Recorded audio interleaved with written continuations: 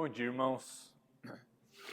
Vamos recapitular o que nós vimos na semana passada, sobre aquilo que temos estudado do perdão, no capítulo 10 do livro que temos estudado, do Tim Keller. E no capítulo 10, então, ele começa dizendo quais são as partes internas do perdão, né, para nos capacitar. Sem essas partes, nós não conseguiremos perdoar, pelo menos não biblicamente falando. E ele diz que as partes internas, em primeiro lugar, compõem identificar-se com o ofensor, com aquele que te feriu, com aquele que está com alguma dívida, seja lá qual natureza for essa dívida. Você entender não da base do orgulho, né, como a gente muitas vezes tem feito, quando a gente vai repreender alguém sobre alguma coisa, principalmente no casamento, né? Ou na criação de filhos, a gente vai dizer assim, olha, você fez isso, mas eu nunca fiz isso com você. Ou você fez isso, mas eu nunca faria isso com você. Só que, na verdade, quando a gente diz coisas como essa, a gente não está se identificando com o ofensor. Na verdade, a gente está dizendo que a régua, o padrão, somos nós mesmos. E, na verdade, o padrão nunca foi, não é e nunca será nós mesmos. O padrão é a lei de Deus. O padrão é o modelo de Jesus Cristo. E não eu ou você. Ou seja, se você estivesse fazendo a mesma coisa com a pessoa, então ela poderia te retribuir? Isso seria antibíblico, isso seria revidar, isso seria vingança, retaliação. Então, frases como essas demonstram que a gente ainda não absorveu o que significa identificar-se com o ofensor a fim de que o perdoemos. Em segundo lugar, parte interna essencial para o perdão é que nós paguemos a dívida. Não basta só eu me colocar na comunidade dos pecadores junto com ele, mas eu preciso lembrar que existe uma dívida que precisa ser anunciada, que precisa ser colocada para o outro em forma de exortação, em forma de anúncio dessa dívida, mas que precisa ser custeada por mim mesmo. O ônus da dívida é meu quando eu decido perdoar, e não há perdão sem pagamento de dívida. Deus não poderia chegar simplesmente e dizer assim, vocês estão perdoados, mas a dívida vocês têm que pagar. Vocês têm que morrer na cruz. Logo, não houve perdão. Em último lugar, perdão significa desejar o bem, e não apenas desejar, mas fazer o bem para o ofensor. Então, não é só, eu só não vou quebrar sua cara, mas, por favor, mantenha distância, por favor, não tenhamos qualquer proximidade, não espere qualquer bem da minha parte. Eu não vou falar rispidamente com você, mas não espere que eu fale com você. Não espere que eu abençoe você. Não espere que eu esteja aqui para continuar ajudando. Então, isso também não é perdoar. Então, as partes internas do perdão sempre envolve identificar-se com o ofensor, envolve pagar a dívida, e envolve desejar o bem ou fazer o bem, né, como aquilo que Jesus nos ensinou a fazer, não somente a orar pelos nossos inimigos, mas abençoar os nossos inimigos, promover o bem, a eles responder o mal que é nos feito com bem, e dessa forma a gente vai estar mostrando a própria graça e fazendo uma encenação, uma demonstração visível do que é o próprio Evangelho. Bom, depois ele fala ainda nesse capítulo sobre as disciplinas do perdão, né, coisas práticas que a gente precisa fazer para isso. E uma das coisas que ele diz de maneira muito prática que a gente deve fazer, se a gente não está fazendo desde a semana passada, a gente deveria, é fazer uma espécie de um registro das possíveis maneiras como nós temos deixado de perdoar ou exigido pagamento na prática, né? Um inventário. E aí ele dá algumas opções, né, de como a gente tem feito isso, não são completas, né? Cada um deveria imaginar aí dentro da sua própria realidade como que isso se parece na sua vida, mas algumas demonstrações, algumas ilustrações do que ele mostra aqui como a gente faz isso pelo menos na nossa relação com aquele que nos ofendeu. Quando nós falamos rispidamente com ele ou ela, quando nós voltamos ao passado, ainda que nós, igual disse na semana passada, ainda que nós não falemos exatamente sobre o que nós estamos voltando ao passado, às vezes a gente diz assim, olha, a gente volta ao passado sem dizer que fez. Assim, porque lá no passado eu nem vou dizer o que aconteceu, né, porque eu não preciso voltar ao passado, ou seja, já voltou. Você só não explicitou, talvez não se deu o direito de lembrar do que realmente fez, às vezes nem você lembra exatamente, mas você usa o recurso de eu nem vou voltar ao passado, já voltando a ele, né? E colocando toda a culpa da pessoa, que às vezes até já pediu perdão, que até se arrependeu. Eu mencionei isso num aconselhamento recente que eu fiz, de que a pessoa fez esse cenário, e aí depois a gente foi conversar sobre a validade ou não de ela fazer isso, e aí o ponto é, você já anunciou no passado isso?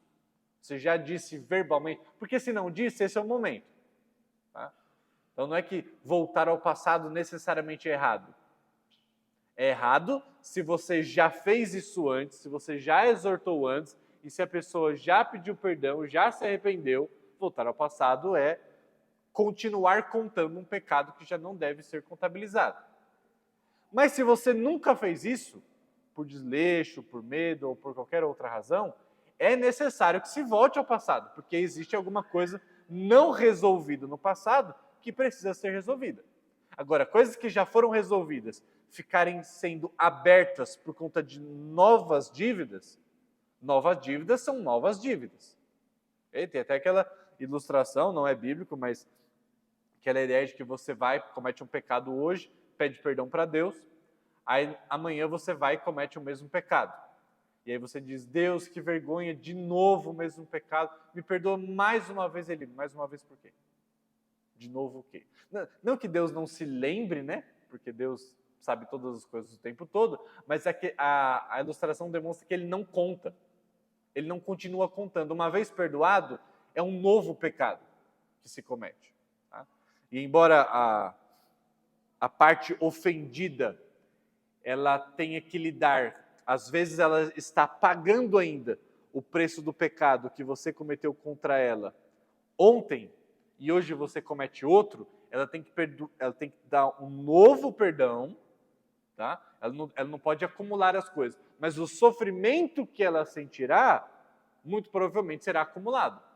Ela ainda está sofrendo, porque lembra, perdoar não significa deixar de sofrer com a dívida que você está pagando.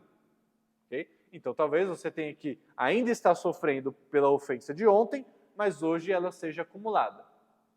O sofrimento é acumulado, mas a dívida, o perdão já foi concedido ontem e deverá ser concedido hoje, entendeu? O perdão você não continua contando. Essa é a ideia quando Jesus responde para Pedro, não 7 vezes, mas até 70 vezes 7, Jesus não está ensinando a contar. Olha, 7 tudo bem, mas depois de 70 vezes 7 não está tudo bem continuar perdoando. O que Jesus está ensinando é, se você está contando ainda quantas vezes está perdoando, você não está perdoando. Tá? Essa é a ideia. Então, ainda outras ilustrações aqui de como nós não perdoamos e devemos fazer esse inventário para olhar nosso próprio coração. Quando nós nos tornamos pessoas exigentes ou controladoras demais com a pessoa que nos ofendeu, porque de alguma forma a gente demonstra e sente que ela nos deve ainda. E se a gente sente que a pessoa nos deve, quer dizer que você não assumiu a dívida para você. Ok? Então toda vez que você verbalmente diz, ou você trata alguém como se a pessoa te devesse algo, quer dizer que você ainda não pagou a dívida dela. Ok? Ainda, punir com misericórdia hipócrita. Né? Eu já falei bastante sobre isso na aula passada, vou repetir, alguns irmãos não estavam, mas uma das formas mais sutis de não perdoarmos, como deveríamos, é quando a gente, ao invés de produzir o mal para a pessoa, a retaliação, a gente mascara o problema da nossa falta de perdão com superioridade moral, com essa misericórdia hipócrita, que você trata a outra pessoa bem, mas até como uma forma de retaliação. Você quer humilhar a pessoa te fez o mal, mas você quer humilhá-la. Você quer demonstrar a sua superioridade em relação a ela. Você quer constrangê-la do quanto superior você é a ela, e isso é uma das formas mais sutis de vingança e de falta de perdão, tá? Que a gente precisa ficar muito atento. Evitar pessoas, ser frio com pessoas de maneira ou aberta ou sutil. É claro, só relembrando, que o perdão é sempre exigido na disposição de conceder o presente de que eu estou assumindo a dívida. Agora, se a outra pessoa não aceitar o presente do perdão, o relacionamento não pode ser restaurado, ok? Porque é óbvio isso, nem na nossa relação com Deus funciona diferente. Deus nos perdoa, independente da nossa resposta ou não, Ele vai e envia o seu Filho. Morre pelos nossos pecados. Mas não é verdade que o nosso relacionamento com Deus é restaurado de maneira automática, sem que nós recebamos o perdão de Deus através de fé e arrependimento. Quando nós recebemos, o relacionamento sempre é restaurado, da mesma maneira como nós. Quando pecamos uns com os outros, se a parte ofendida oferece o perdão e a parte ofensora recebe o perdão, o relacionamento é restaurado e melhorado. Assim como o nosso relacionamento com Cristo é melhorado toda vez que nós pedimos perdão e nós somos aceitos novamente pela graça, ok? Planejar prejudicar a pessoa já é um exemplo mais prático aí de como nós não perdoamos. Tá, isso na nossa relação com o ofensor. Mas o Nick Keller fala também de como fazemos isso na relação não com o ofensor, mas com outros sobre o ofensor, né? E ele diz quando nós fofocamos sobre o pretexto de avisar as pessoas sobre eles. Nós já falamos até, a Dona Aura nos ajudou na aula passada, mostrando que algumas vezes é necessário anunciar para pessoas sobre o caráter ou os recentes comportamentos de um ofensor, porque dessa forma a gente vai estar cuidando da pessoa, para que ela não seja ofendida desnecessariamente, né? Então, vamos imaginar aí um molestador, e aí esse molestador aí está mandando currículos para cuidar de crianças. É óbvio que a atitude mais amorosa possível, e não teria nada a ver com vingança, seria avisar para todo mundo onde essa pessoa mandou um currículo que tem algo aí que fere a reputação dessa pessoa, né?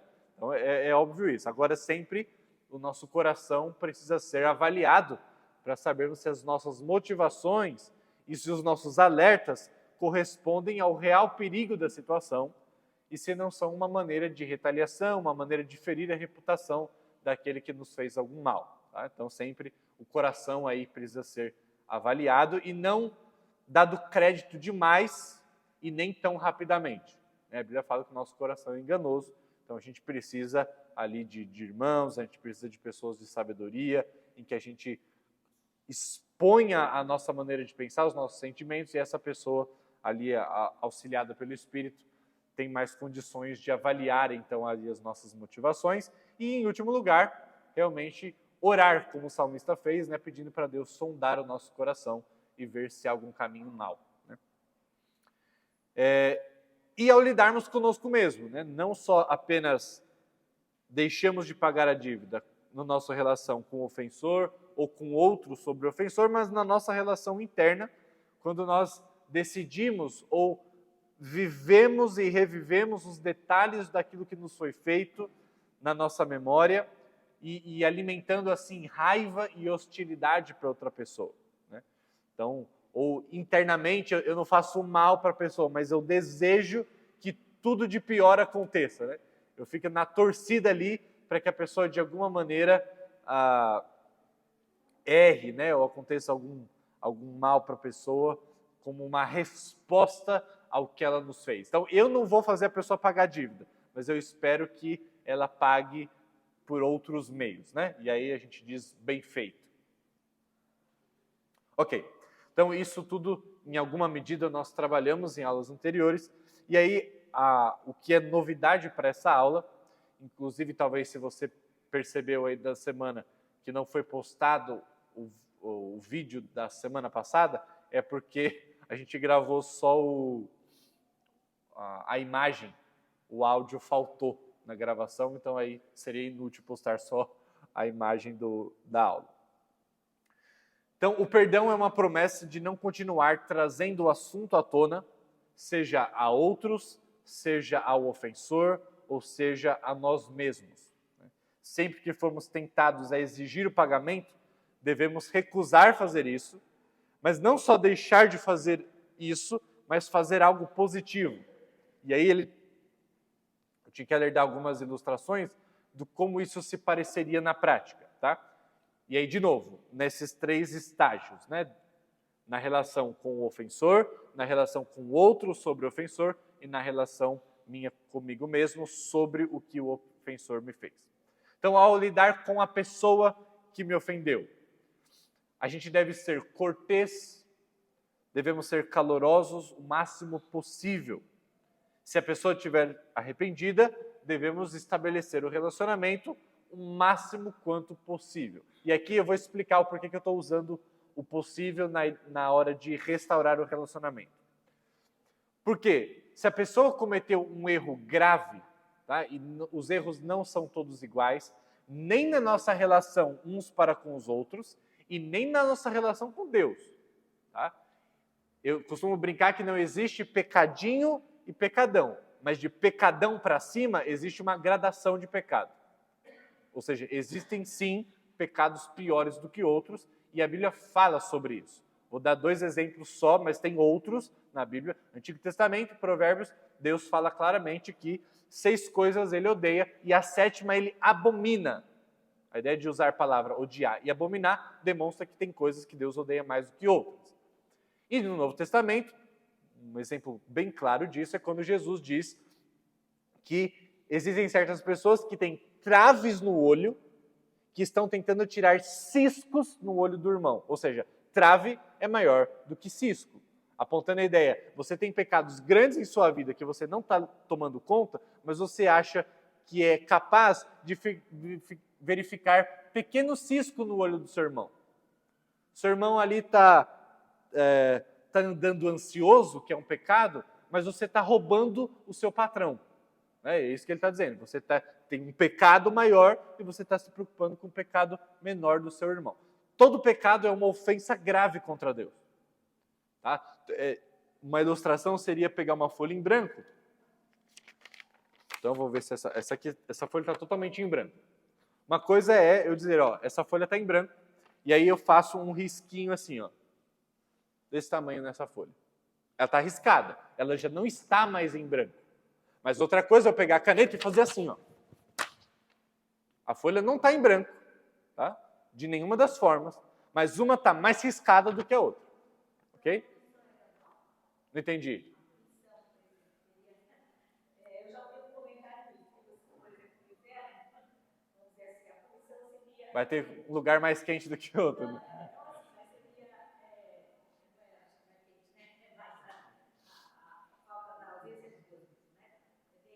Ou a presença da ira de Deus, né, que é pior.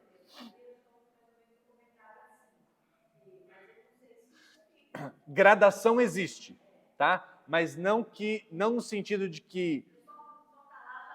exatamente. Só de estar sofrendo a ira de Deus. Agora, por que eu digo que é a gradação?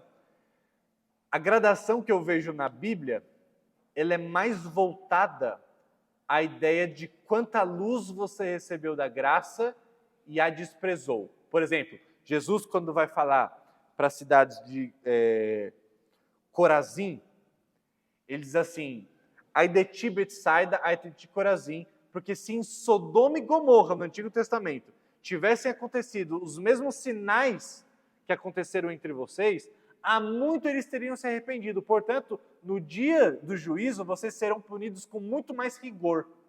Ou seja, gradação.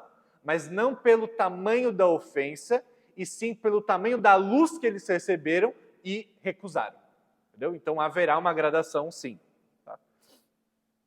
Então, de fato, existe gradação de pecado, só não existe pecadinho, porque eu não gosto de minimizar o pecado, ok? Mas de pecadão para cima, a gente pode dizer que existem gradações. Sim, existem pecados piores do que outros, sim. Não somente no tipo de natureza do pecado, tá? Inclusive Romanos 1 deixa claro isso, existem alguns pecados que levam a Deus a simplesmente deixar o homem fadado ao seu próprio coração, né? Cometendo ainda pecados mais torpes ainda por conta dessa entrega que Deus faz dar ao homem, né? Agora esqueci o meu ponto inicial. Não somente de naturezas diferentes, tá? Pecados são piores do que outros, mas também no nível de intensidade diferentes. Então, uma pessoa que cobiçou na mente, ou teve um sentimento de avareza, ou de lascívia na mente, é muito diferente de alguém que pegou essa lascívia e colocou em prática. Planejou o pecado, executou o pecado. É diferente. Tá? São intensidades diferentes. Então, estou dizendo que existem a maneira de a gente trabalhar, não somente na nossa relação com Deus, mas na nossa relação com o próximo, que existem pecados de intenção, existem pecados de prática, e existem pecados de natureza diferentes, e que devem ser pesados de acordo com a natureza da ofensa. Né?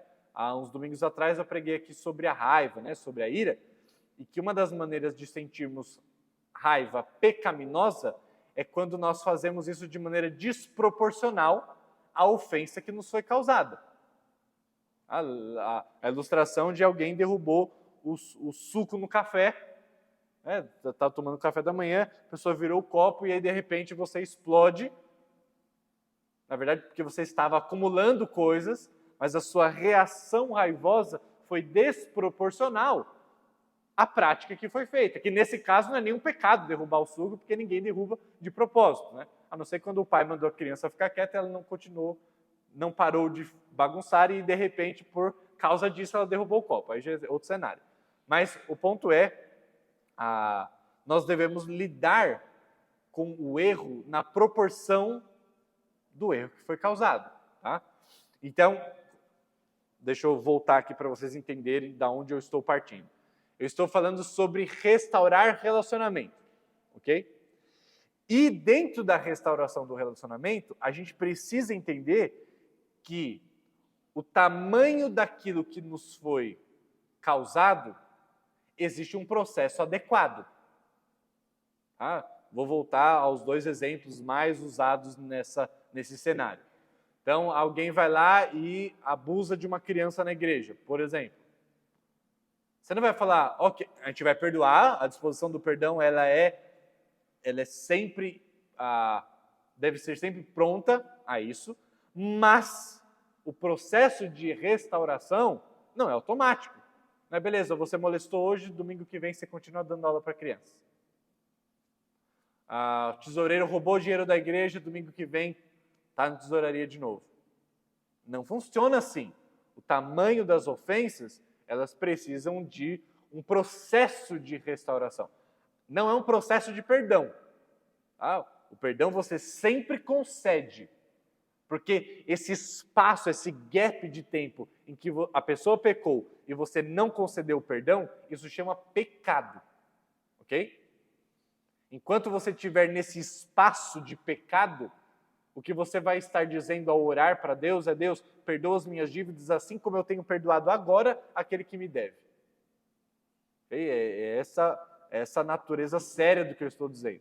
Agora, uma coisa é dizer que a dívida ela precisa ser paga imediatamente, né? O perdão precisa ser oferecido imediatamente. Outra coisa é dizer que o processo de restauração precisa acontecer todo de uma vez só.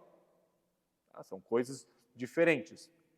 Se a pessoa cometeu um erro grave, isso pode significar que a confiança só pode ser restaurada de maneira gradual. E lembra, a confiança não é uma coisa que se exige.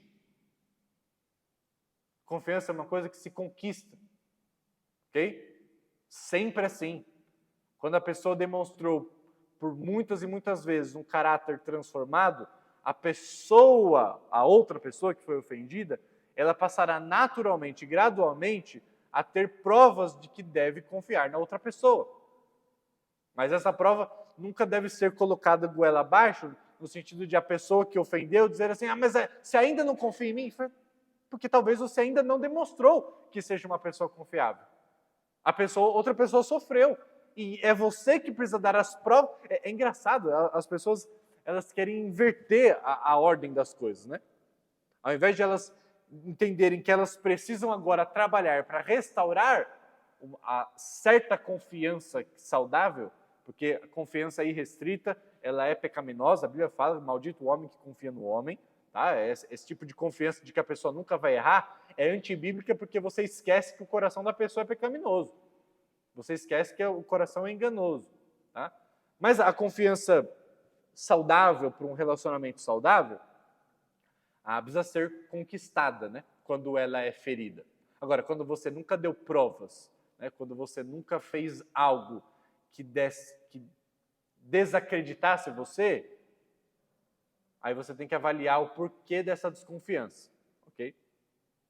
No nosso caso com Deus, né, já foi falado que a nossa desconfiança em relação a Deus não tem nada a ver com Ele, mas tem a ver conosco mesmos de deixarmos de olhar para os fatos que apontam para um caráter perfeito de Deus.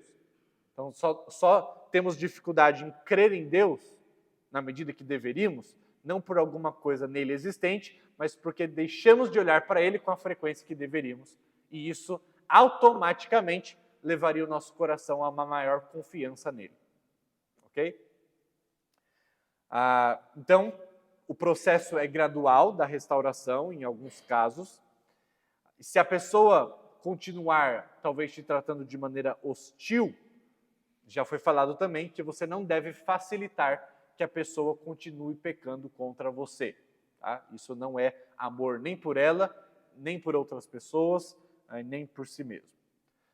E há outras circunstâncias. Por exemplo, se a gente está falando de uma restauração de um relacionamento amoroso, vamos supor aí um relacionamento de um namoro altamente conturbado, e aí então ele foi interrompido, e aí recriar o mesmo relacionamento amoroso, por exemplo, no caso de um namoro, seria inadequado, né? Porque às vezes você nem está mais namorando a outra pessoa, você já está com outra pessoa, e recriar aquele mesmo tipo de relacionamento, nesse caso, seria inadequado, certo? Então, alguém, por exemplo, aí que até, vamos supor, marido e mulher, agora eu vou usar o exemplo contrário, que eu sempre uso o exemplo do marido traindo, tá? Mas agora eu vou para ser mais justo. Então, no caso de a mulher trair o marido, e aí eles se divorciam, ainda que a Bíblia não aconselhe isso é possível, aí se divorcia.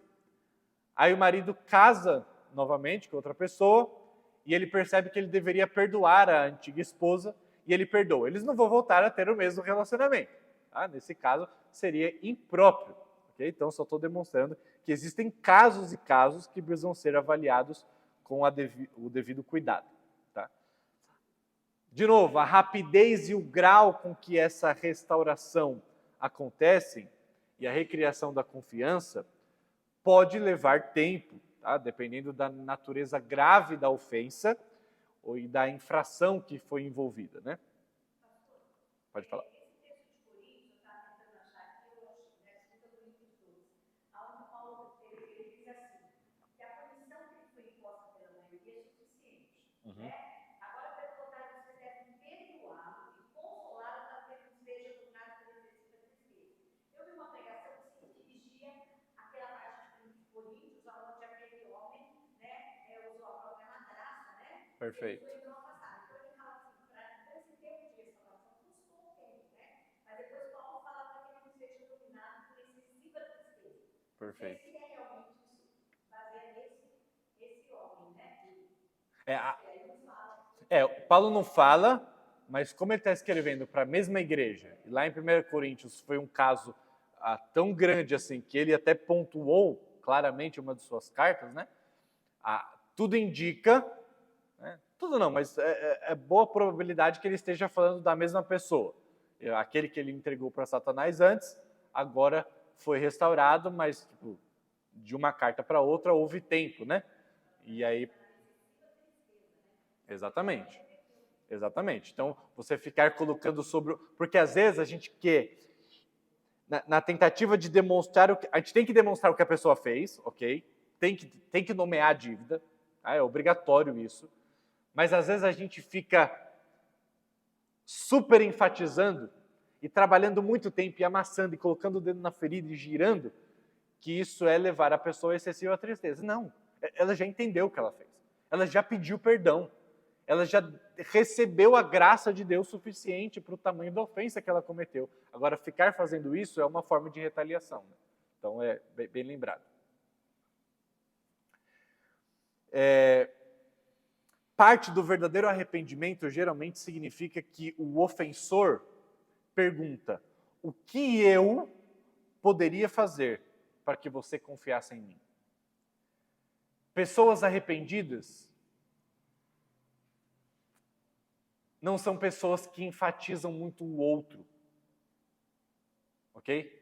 Então, já lidei com pessoas que diziam-se estar arrependidas, mas sempre na fala dela, ela falava do outro. Ah, mas o outro isso, mas o outro aquilo, mas o outro aquilo, mas o outro está sendo sensível demais, mas o outro não me acolheu, mas o outro não teve misericórdia de mim, mas o outro... Eu falei, não, para.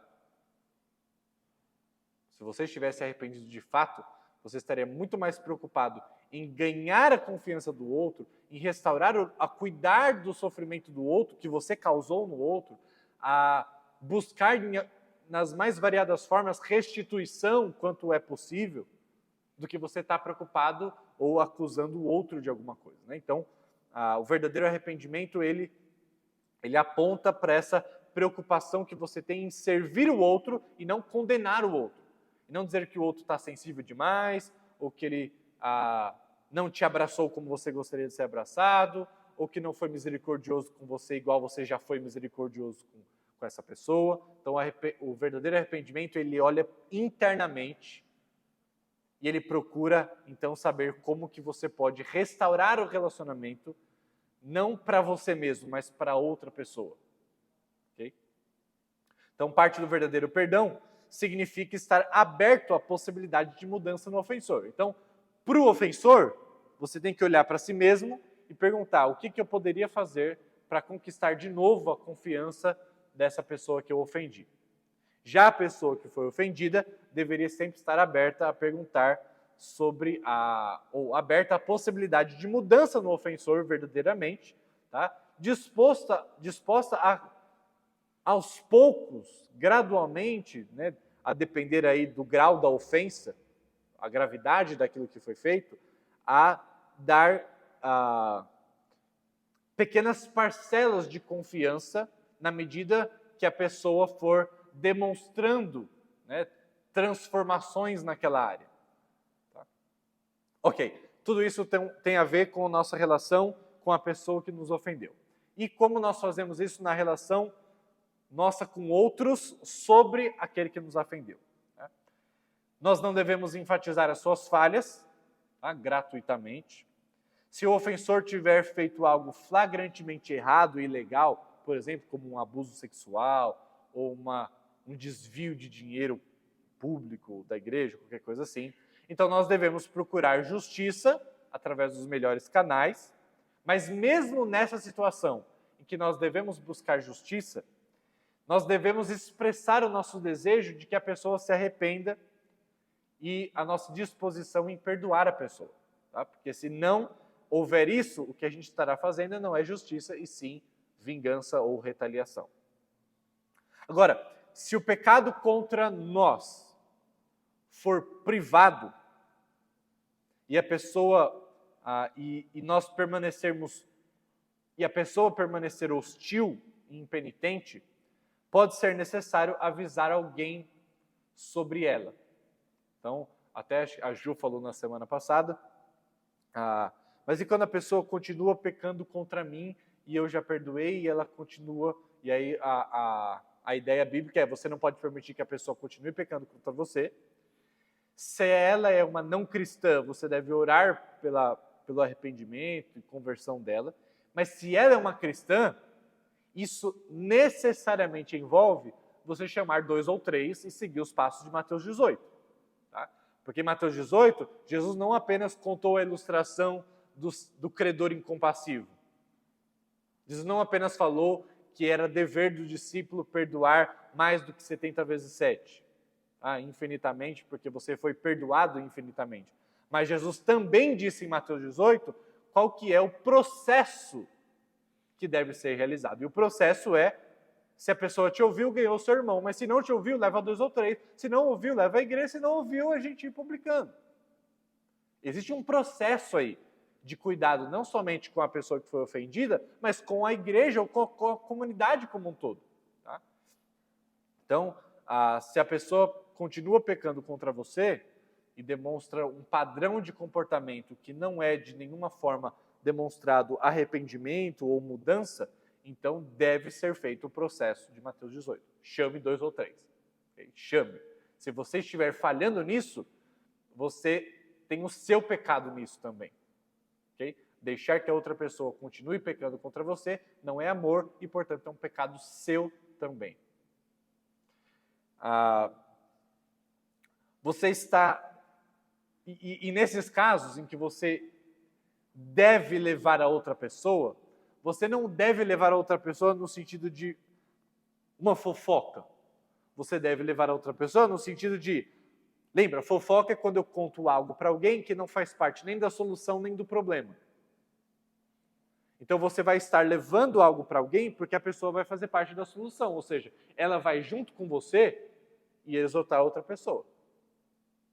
Agora, eu vou tentar nos colocar na posição de alguém que está ouvindo, tá? Já não mais na posição de que alguém está falando. Então vamos supor que alguém chegue para você contando um pecado de um terceiro que cometeu contra ela. Imediatamente, a primeira coisa que você tem que falar, olha, já começou a falar? Então quer dizer que você está me procurando por Mateus 18. A gente vai lá junto e vai confrontar o irmão, certo? Porque se não for, não é nem não me fale. Se não for, você já confrontou essa pessoa? Se não, eu vou te confrontar sobre isso. Ah, não, mas ela que errou contra mim. Beleza. Mas você já confrontou? Porque senão é você que está errando contra ela. E a outra pessoa não está aqui, eu só posso repreender você. Já exortou? Não, já. Ah, não deu certo. A pessoa não se arrependeu, a pessoa não admitiu o erro, a pessoa continuou deliberadamente pecando contra você. Beleza, você está me chamando, mas a gente vai lá. Você não está me contando só para desabafar, você está me contando porque eu faço parte da solução do problema. Entendeu? Do contrário, não escute. Mas não é não escute no sentido de, olha, eu não quero fazer parte do seu problema. É exorte a pessoa para que faça o jeito certo. Entendeu? Não permita que esse tipo de cenário aconteça na igreja, porque isso é criar contenda entre irmãos e Deus abomina isso. Se a pessoa for falar alguma coisa de outro para você, então entenda que você estará fazendo parte da solução, que é levar a pessoa junto com você a exortar aquele ofensor, aquela ofensora. Okay? Da sua parte, se você é alguém que está tentado a conversar alguém sobre isso, pense, eu já exortei, em primeiro lugar? Mas, porque a Mateus 18 fala, vai entre ti e ele somente. Já exortei, a pessoa se arrependeu? Se arrependeu, guarda para você. Você paga a sua ofensa, não vai ficar... Agora, não se arrependeu, continua fazendo, agora sim, vai, leva 2 ou 3, conversa, mas no sentido de vamos até lá repreender a pessoa para ver se com mais irmãos ela escuta. Ok? Então, existe um processo, tá? E que quando negligenciado, problemas nessa área do perdão vão continuar crescendo e aumentando. Então, existe uma maneira certa de eu falar com o ofensor, existe uma maneira certa de eu falar com outro sobre o ofensor, e como nós lidamos com isso conosco mesmos, né? Então, o que significa não trazer isso à tona para nós mesmos? Significa não deliberadamente ficar repetindo isso em nossa mente, imaginação, repetir o erro a fim de que nós mantenhamos em nós aquele sentimento de dor e de perda ainda fresca, sabe? Alimentando uma autocomiseração. E isso também é um pecado.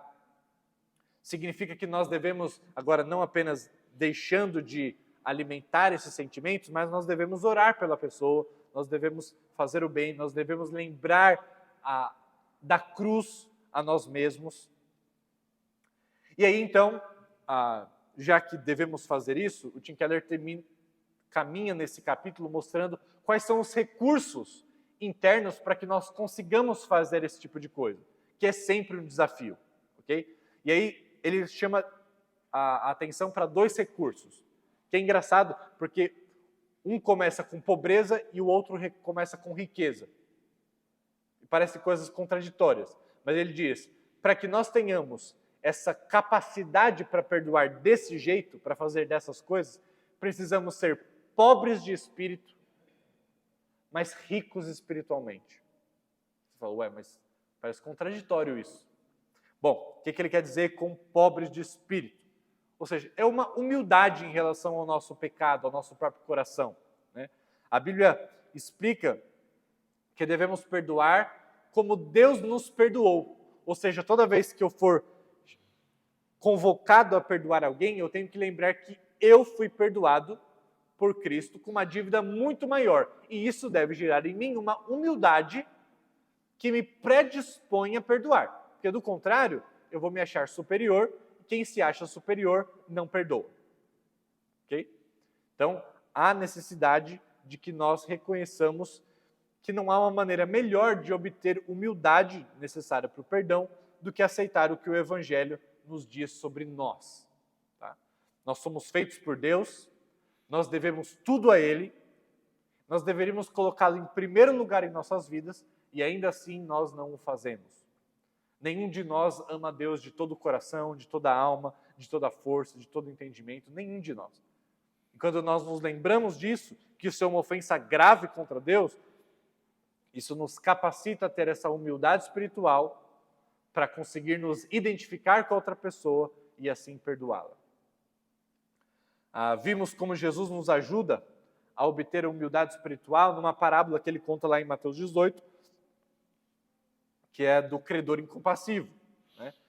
O homem que foi perdoado inicialmente foi perdoado de uma dívida que ele jamais poderia pagar, mas ele não perdoa um servo que tinha uma dívida ínfima, pequena, que ele pagaria facilmente. E é exatamente isso que fazemos todas as vezes que nós temos dificuldade ou quando nós não perdoamos nosso irmão.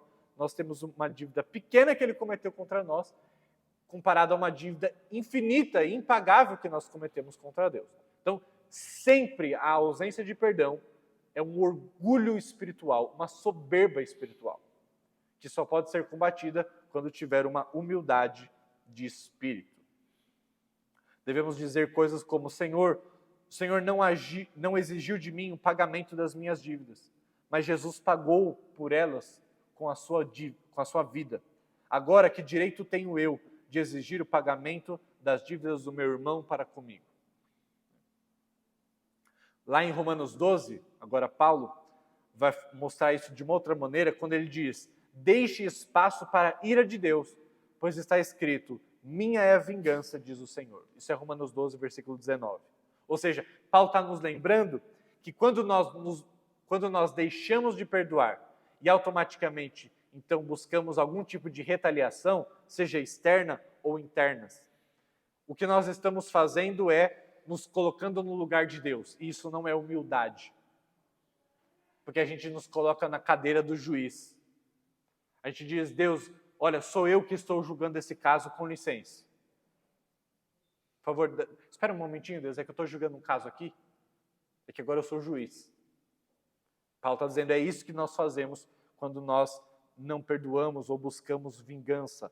A humildade nos lembra que só Deus está qualificado para ser juiz, porque nós somos réus, nós somos imperfeitos, nós merecemos o julgamento.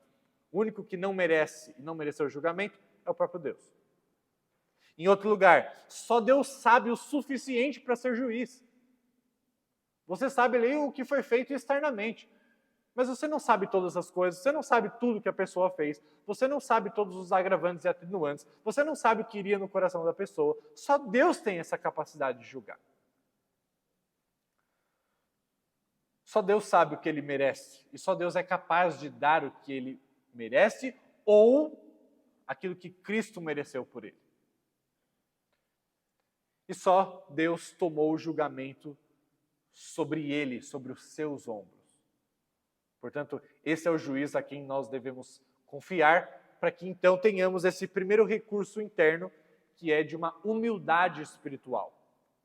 Uma humildade porque eu sei que eu sou um pecador, uma humildade porque eu sei que eu não sou juiz. Ponto. Mas nós precisamos de uma riqueza também. Não apenas de uma pobreza de espírito, uma humildade espiritual, mas precisamos de uma riqueza para que nós consigamos perdoar. E é o que ele vai dizer, que pessoas ricas na experiência do amor de Deus e em Cristo podem ser generosas para com os outros na maneira como perdoam. Por quê? E ele vai dizer, porque pessoas que foram salvas e perdoadas por Jesus, elas têm uma melhor reputação, porque os nomes delas estão escritos no céu, Lucas 10, versículo 20. O nome delas está escrito no coração do nosso grande sumo sacerdote, Jesus Cristo, enquanto ele está diante do trono celestial. Nós temos uma reputação que ninguém pode ferir. Nós temos um nome escrito que ninguém pode apagar. Pessoas que têm essa riqueza espiritual recebem o aplauso e o louvor de Deus. Portanto, nós não precisamos do aplauso e do louvor dos outros. Pessoas que têm a salvação em Jesus possuem maiores riquezas, porque a Bíblia diz que elas são herdeiras e co-herdeiras com Cristo. Ou seja, e daí se alguém aqui na terra prejudicar a nossa reputação? E daí se perdermos algum dinheiro? Pelo amor de Deus e do ofensor, nós devemos confrontar, nós devemos buscar justiça, sim, mas nós devemos ser ricos emocionalmente e espiritualmente o suficiente para suportar essas perdas de reputação, de talvez noites sem dormir, de dinheiro ou qualquer outra coisa. Devemos ser tão ricos espiritualmente que conseguimos suportar essas perdas. Então não basta apenas ter humildade espiritual, pobreza de espírito. É necessário que tenhamos riqueza também.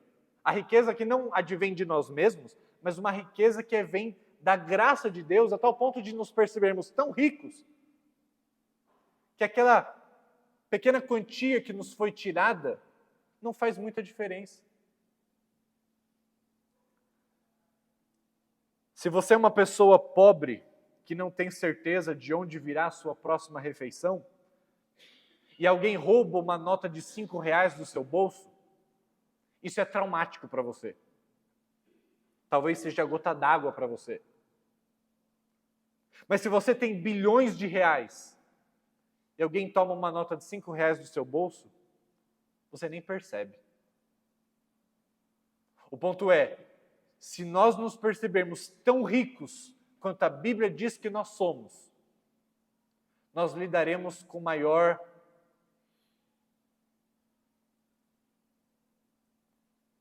equilíbrio, pelo menos, com maior resiliência ao mal que nos é feito. Porque nós não somos apenas pobres de espírito no sentido de reconhecer a nossa pecaminosidade e que nós não estamos no lugar de Deus para julgar, mas nós reconhecemos que nós éramos o réu que agora tem um grande presente. A gente é rico. E por isso, isso nos deveria dar pelo menos mais equilíbrio para nós e maior resiliência. Espiritual e emocionalmente, os cristãos são ricos, mas muitas vezes se enxergam como pobres. Se compreendermos o Evangelho, nós compreenderemos que existe uma grande riqueza que está... Nós somos vasos de barro, mas existe um grande tesouro que está em nós. E precisamos reconhecer isso, a fim de que nós tenhamos mais recursos internos para perdoar. Você pode olhar para um ofensor que fez algo grave contra você e dizer, você não pode me arruinar finalmente. Em última análise, você não pode roubar a minha verdadeira riqueza. Paulo diz lá em Romanos 8 que nenhum ladrão, que nem perigo, nem morte, nem espada, nem nudez, nada pode nos tirar ou separar do amor de Deus em Cristo, que é a nossa maior riqueza. Portanto, independente do que alguém nos faça, essa pessoa não é capaz de nos tornar pobres nesse sentido, com aquilo que nos foi feito. Portanto, precisamos do Evangelho a fim de que tenhamos uma disposição interna e uma capacidade interna para o verdadeiro perdão bíblico. E aí, ele conta uma história, tá? Uma história real. Provavelmente você já ouviu a história de Corrie ten Boom. Mas a ideia de ele contar essa história nessa etapa do capítulo é porque, embora essas práticas e recursos que ele vem dando nesse capítulo, esses recursos internos, essas práticas externas, embora elas tenham um grande poder, normalmente esses recursos, essas práticas, trabalham lentamente. Não é de uma hora para outra. A pessoa não te ofendeu agora e de repente você já está com tudo isso. Às vezes isso é um processo que não deve ser tratado com desleixo, que não deve ser colocado aí panos quentes e demorar. Não, o nosso perdão é imediato, mas você lida com isso de maneira processual. Mas, muitas vezes, embora isso dependa de um processo, muitas vezes, às vezes Deus resolve fazer assim. Ó. E a gente precisa lembrar que Deus tem graça suficiente para fazer assim. E o exemplo da Corrie ten Boom é exatamente isso. Corrie ten Boom era uma cristã holandesa, cuja família escondeu judeus e ajudou os judeus na época da Segunda Guerra Mundial. Essa história é contada naquele livro The Hiding Place, lá de 1972. E Corrie ten Boom, nesse livro, ela conta que ela e a sua irmã elas foram levadas, ainda muito cedo, para um campo de concentração por conta disso, por conta, mesmo ela sendo holandesa, mas por ter escondido judeus, então elas foram levadas ao campo de concentração, e lá a sua irmã foi morta no campo de concentração. E ela, obviamente, sofreu todos os prejuízos, ofensas e coisas terríveis naquele campo de concentração.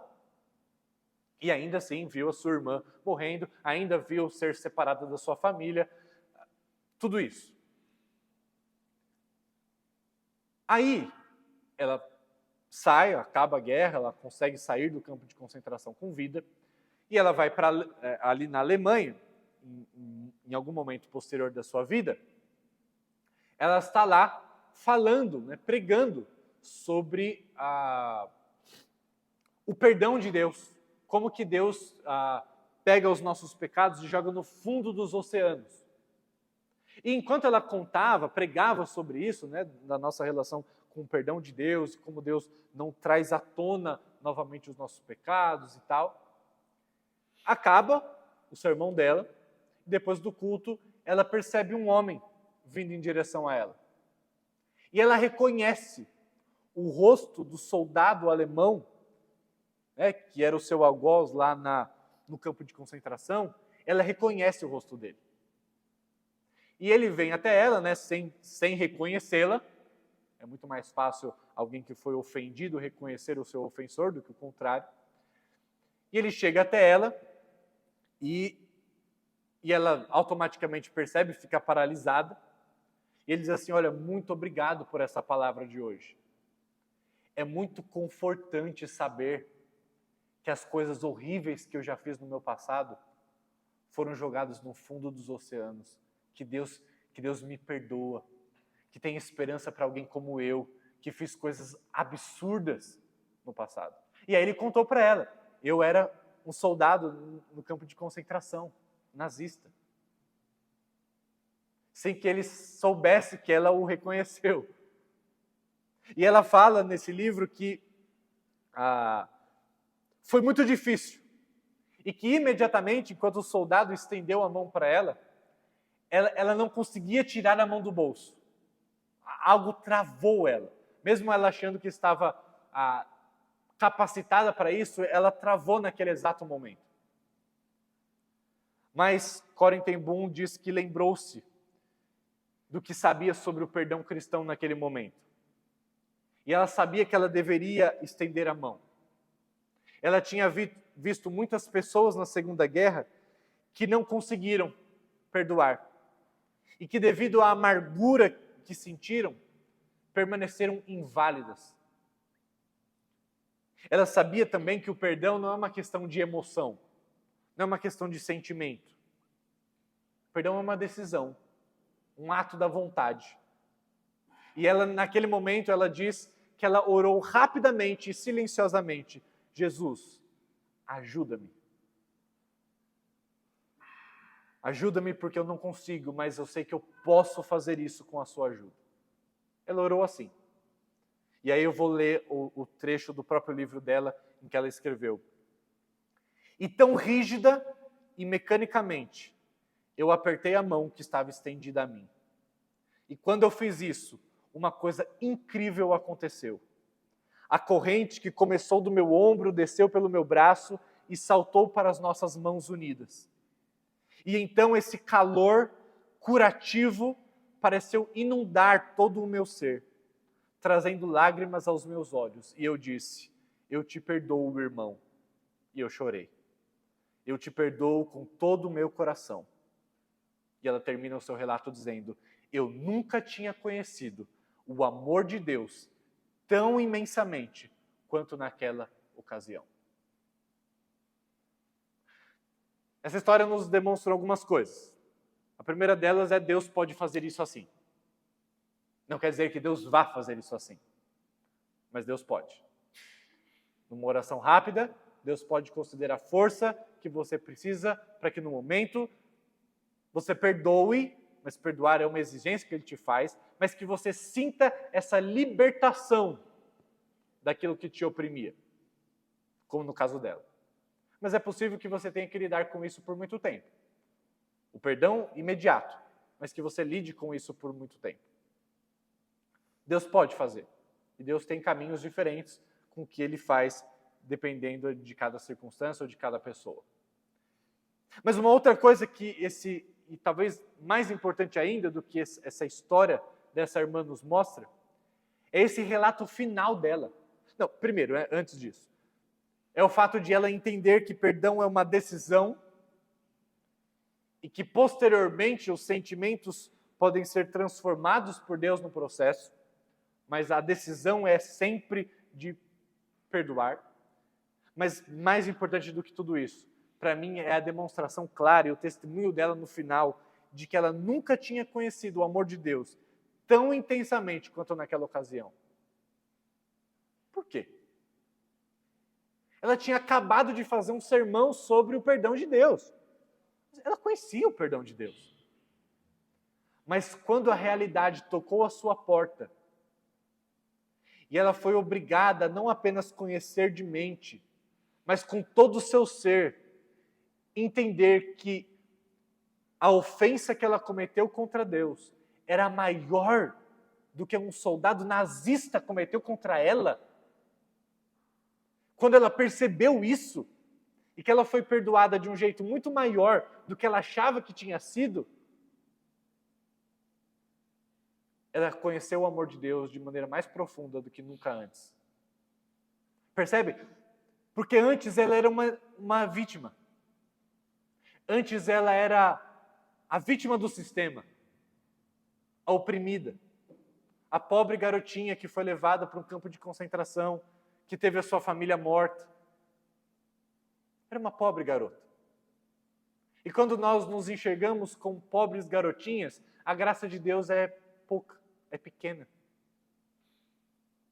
Mas quando ela entendeu que ela precisava perdoar alguém que tinha cometido tamanhas ofensas contra ela, e ainda assim, a sua ofensa com Deus, pela Bíblia, era muito maior, ela percebeu a gravidade da sua ofensa e automaticamente a gravidade do perdão que ela recebeu em Cristo.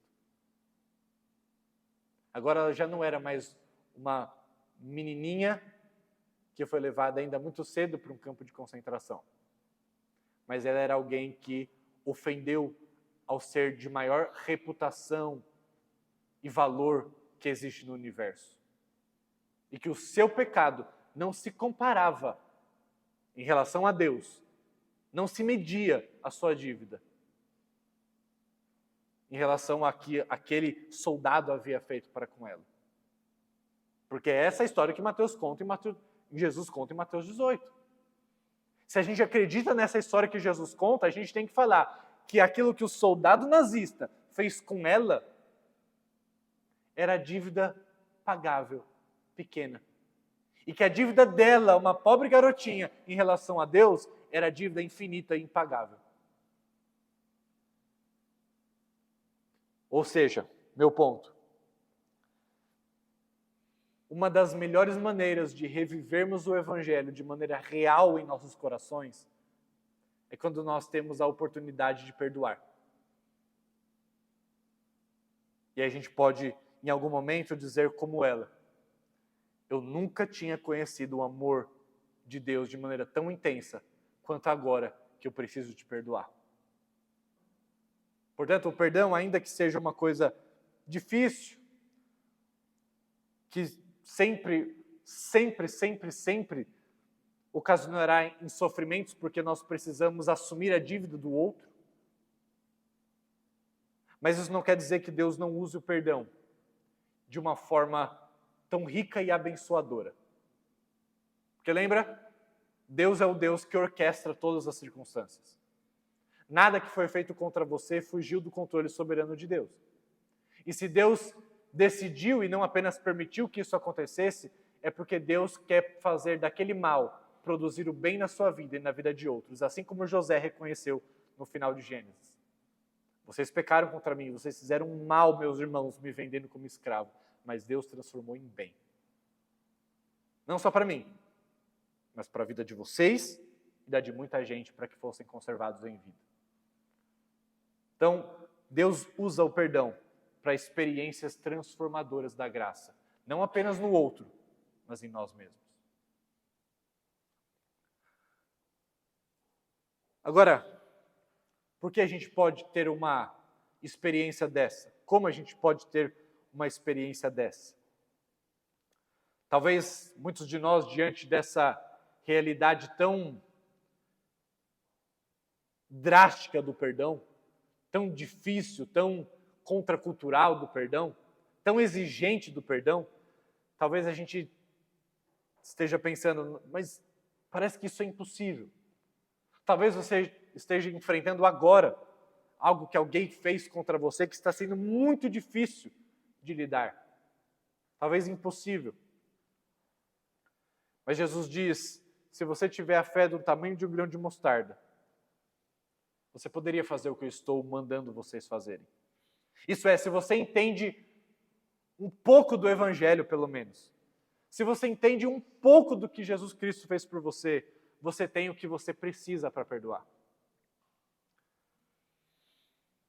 Agora, como isso é possível? Eu quero convidar você a abrir sua Bíblia em Lucas 17, Evangelho de Lucas 17. Quero que você pense comigo nessa história. Se você está enfrentando hoje essa dificuldade. Lucas 17, versículo 11 a 19.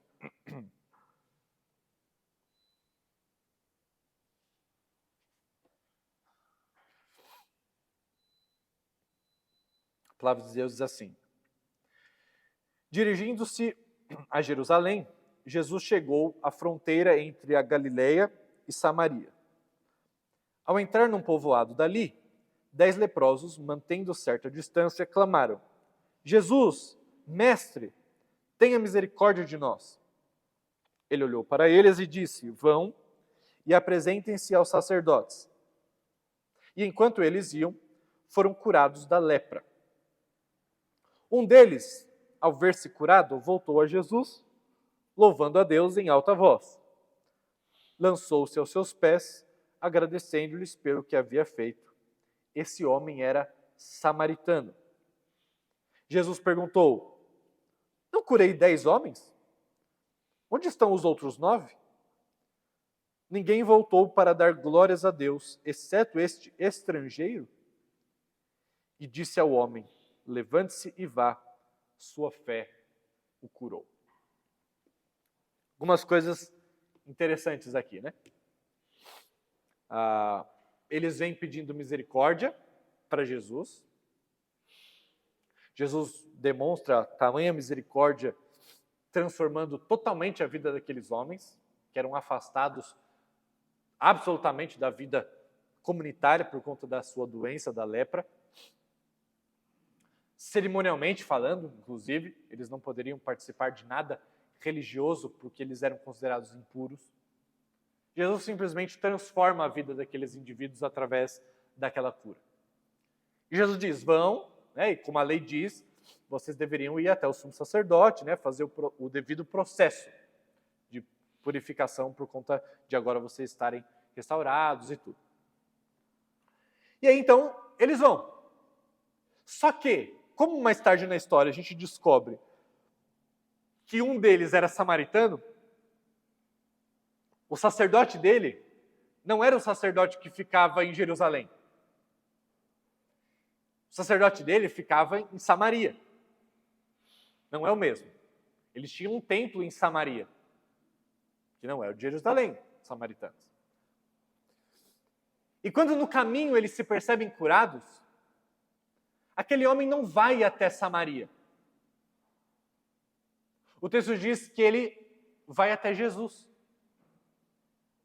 Mas Jesus não o repreende, é essa a beleza da história. Jesus não o repreende porque ele diz assim, olha, eu mandei você ir para o sacerdote, por que você não foi? E a beleza de toda essa história, muitas vezes passada desapercebida por nós, é porque aquele homem foi realmente no verdadeiro sacerdote. Todos os outros foram no sacerdote humano. Todos os outros nem voltaram para agradecer a Jesus.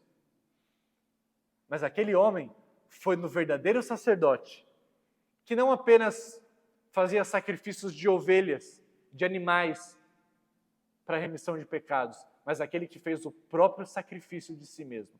Aquele que ofereceu de uma vez por todas o sacrifício a Deus. E aquele homem foi ao verdadeiro sumo sacerdote Jesus Cristo, onde ele obteve a verdadeira transformação, a verdadeira remissão de pecados, a verdadeira purificação que era necessário a ele.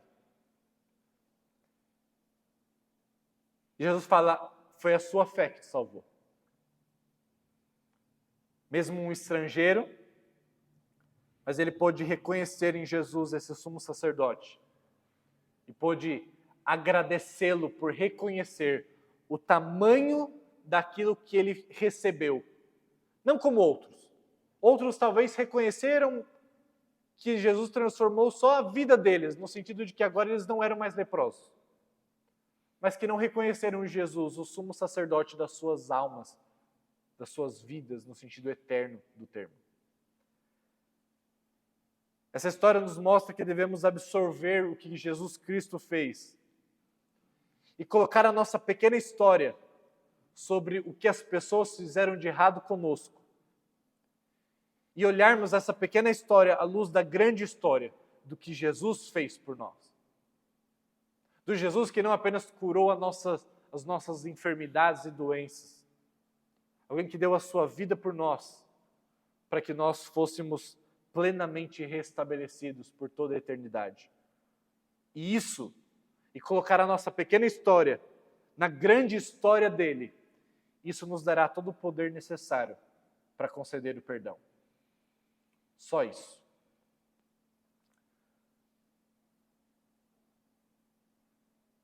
Sem o Evangelho da Graça, a gente não pode perdoar.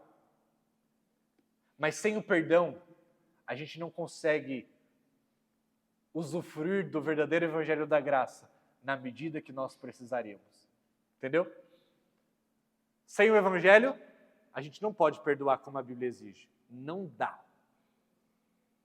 Mas sem a necessidade do perdão, sem as circunstâncias em que o perdão é exigido de nós, a gente, à semelhança de Corém Ten Boom, a gente não pode experimentar o tamanho do Evangelho. Portanto, nós precisamos das circunstâncias de perdão em que nós somos submetidos a concedê-lo. Mas nós precisamos também do Evangelho para que tenhamos capacidade para tal. Isso nos mostra que Deus sabe o que está fazendo. Portanto, eu sei que é frustrante, eu sei que é doloroso, eu sei que não é fácil, mas esse é o caminho que Deus planejou para que nós trilhássemos. E precisamos entendê-lo e usar das armas no sentido bom da palavra, que Deus nos tem dado em sua narrativa do Evangelho, a fim de que nós consigamos viver o perdão de tal forma que seja restaurador para mim, para o outro, para uma comunidade inteira, de tal forma que eu consiga compreender o amor de Cristo de forma que eu nunca compreendi antes, de forma que nós trabalhemos para que a glória de Deus seja anunciada toda vez que nós perdoamos, toda vez que nos arrependemos, e que tudo seja uma oportunidade para testemunho do Evangelho de Jesus Cristo, para a honra e glória dele. Perdemos essas oportunidades quando não fazemos isso. Perdemos oportunidades não apenas de restauração de relacionamentos, perdemos oportunidades da glória de Deus, perdemos oportunidades de vivenciar o Evangelho com muito mais poder e intensidade do que temos vivenciado. Portanto, o perdão, ainda que seja algo difícil, é um privilégio dado pela graça. Alguma pergunta? Algum comentário? Alguma contribuição? Uma história? Alguma coisa que contribua dentro desse assunto que nós falamos nessa aula? Eu vou dar um tempo para vocês aí pensarem, aquecerem os motores. Uma boa pergunta. Uma boa pergunta. Vou responder primeiro uma parte da pergunta. É mais fácil hoje? Com certeza. Inclusive, toda pregação que eu faço no Antigo Testamento, eu sempre termino de um jeito igual. Tá? Toda vez que eu for pregar no Antigo Testamento, você sabe que eu vou terminar do mesmo jeito. Que é falando, quando principalmente a narrativa fala de um personagem que fez algo certo. Né? Vou falar assim, olha, tal pessoa, né, fez algo certo aqui, ou a situação era difícil, e a maneira como ele respondeu foi, né, impressionante, mas nós temos recursos superiores a essa pessoa no Antigo Testamento, que às vezes a gente olha e fala assim, cara, eu não consigo replicar isso. Só que nós temos recursos superiores dados pelo Evangelho da Graça, que também já estava presente no Antigo Testamento, mas não na plenitude que nós temos no Novo. Embora o Espírito Santo defenda que já existia e já estava atuando nos crentes do Antigo Testamento, mas não com aquilo que Paulo, ou que o Atos vai mostrar, que é a plenitude do Espírito no Novo. Ou com a visão que nós temos materializada daquilo que Jesus fez, daquilo que ele ensinou. Então nós temos recursos mais poderosos, sim, do que os crentes do Velho Testamento. Temos sim.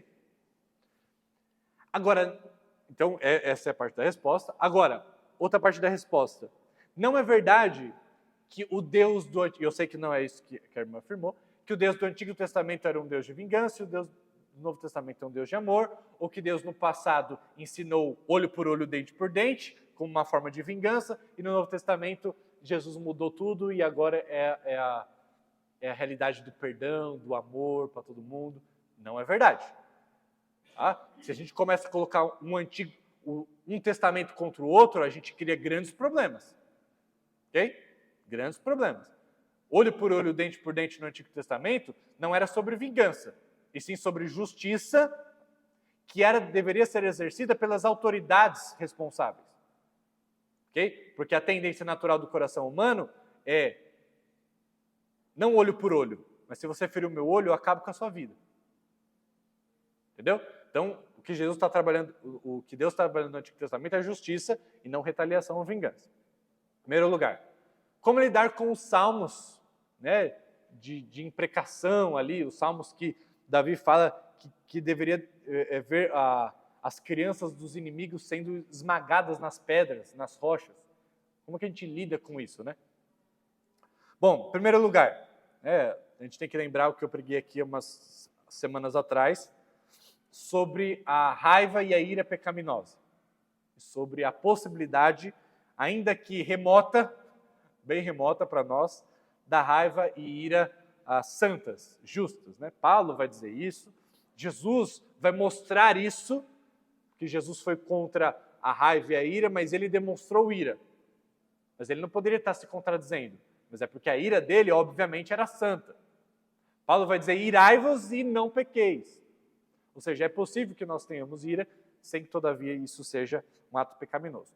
E a ira, quando não é pecaminosa, não é egoísta, não é autocentrada, mas ela é voltada para a glória de Deus. E eu entendo que nos Salmos, em que a ira é expressa desse jeito, não é meramente porque com uma expressão do seu egoísmo, mas uma expressão de uma preocupação pela glória de Deus que tem sido ofendida. Tá? Então, e outra, não somente isso, mas como os Salmos, em sua maioria são orações, o salmista estava repousando o seu sentimento de justiça em Deus. Ele estava dizendo, Deus, faça justiça a você. O Senhor faça justiça. Não eu fazendo justiça com as minhas próprias mãos. Porque o próprio Davi, quando sendo perseguido injustamente por Saul, e teve a capacidade e a possibilidade de matar Saul, ele não fez. Porque ele reconheceu que a justiça pertence ao Senhor. Ok? Então, mesmo nesses textos, a gente precisa entender que não é que Jesus pregou uma nova coisa, mas é porque esses textos demonstravam aquilo que o próprio Jesus demonstrou quando expulsou os cambistas do templo, que é esse zelo pela glória de Deus, e que foi demonstrado por profetas no Antigo Testamento, por quem escreveu alguns salmos, como por Davi. Mas não é verdade que o perdão já não está no Antigo Testamento e que o zelo pela justiça não está presente no Novo Testamento. Okay? Então, as duas coisas são verdadeiras. Nós devemos ter um zelo pela justiça, sim. Não podemos nos colocar no lugar de Deus, como juiz. Como Davi reconheceu que ele não estava no lugar de Deus. Embora, nesse caso, é importante eu dizer isso, no Velho Testamento, Deus muitas vezes usava o seu povo como meio da sua justiça temporal ser exercida na terra. Por isso que tinha guerras, etc., porque Deus usava o seu povo para fazer justiça contra os povos inimigos. E Deus usava povos inimigos para fazer justiça contra o seu próprio povo. Tá? O próprio exemplo de Abacuque é um exemplo disso. É alguém que começa o seu livro falando assim, Deus, eu não entendo por que o Senhor está pegando uma nação inimiga para nos destruir. Né? E depois ele termina o seu livro com uma confiança, né? Ainda que a videira não floresça e tal. Mas esse é o ponto, Dona Áurea. O Novo Testamento não está contrário ao Antigo Testamento. Esses salmos imprecatórios devem ser tomados com cuidado por nós, sim, tá? Porque Jesus vai ensinar que devemos orar pelos nossos inimigos, embora a gente sempre queira que a justiça seja feita, porque Deus nos ensina a desejar aquilo que Ele tem a nos oferecer. Quando eu quero que a justiça seja feita, a justiça ou já foi, e eu posso descansar, ou já foi em que sentido? Jesus Cristo pagou pelo preço do pecado do outro. A justiça foi feita. Acabou. Eu não posso desejar que a pessoa sofra alguma coisa que Cristo já sofreu por ela. Ou eu desejar uma justiça futura, quando Jesus voltar como juiz, e aqueles que não foram lavados pelo seu sangue, sofrerão toda a justiça de Deus. Então Deus não abrirá a mão da justiça. Ou Ele ainda a fará, ou Ele já fez. Então, Deus nos ensina, através desses salmos, a desejar justiça.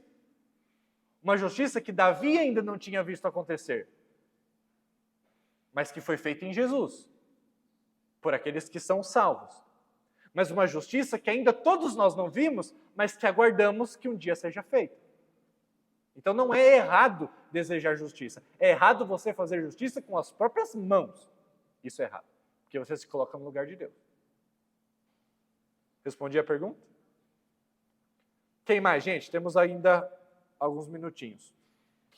Bom, seguinte, tem várias interpretações desse texto quanto a essa realidade. Alguns, que não é o nosso caso, vão dizer que é possível você perder a salvação. Então, simbolizando ali que você foi salvo e dependendo da maneira como você viveu depois, você a perdeu. Outros vão dizer que quando o termo ali que é usado, né, para falar, e então ele foi jogado na prisão até que ele pagasse toda a dívida, não era a dívida inicial, não era a dívida do valor infinito que ele não poderia pagar. Há uma interpretação que diz que a dívida daquele que foi perdoado agora é o perdão. Entenderam? Então, por exemplo, eu devia R$1.000 para alguém e a pessoa me perdoou. Agora a minha dívida não é mais os R$1.000, a minha dívida é também perdoar. E ali, nessa possibilidade de interpretação, o que o texto estaria dizendo é: aquele homem, então, foi colocado na prisão até que ele absorvesse o perdão que ele ainda não tinha entendido que recebeu, que de forma a capacitá-lo a também perdoar o outro. Porque o texto foi claro, a dívida foi perdoada. Então agora ele tem que perdoar também. Okay? Essa é uma possibilidade. E uma outra possibilidade quer dizer que o perdão, ele é um presente, mas ele é um privilégio do ofensor. Tá? O ofendido dá, mas o perdão é um privilégio de quem ofendeu, de quem tinha dívida. E aí, a outra possibilidade de tradução, eu só não concordo com a primeira, tá? Aquela que eu falei da perda de salvação. Essas duas agora finais são possíveis. A outra possibilidade é: aquele homem não recebeu o perdão. O perdão foi oferecido, mas a clara demonstração de que, primeiro, não houve agradecimento daquele homem, o texto mostra isso, embora seja uma parábola, né? Mas não houve agradecimento.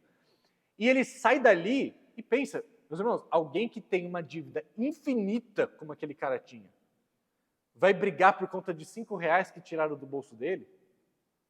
Ou seja, uma interpretação possível é que aquele homem nunca recebeu o perdão. O perdão foi oferecido, mas ele não recebeu. E uma vez não recebendo, sendo demonstrado claramente pela falta de perdão, então aquele homem foi punido.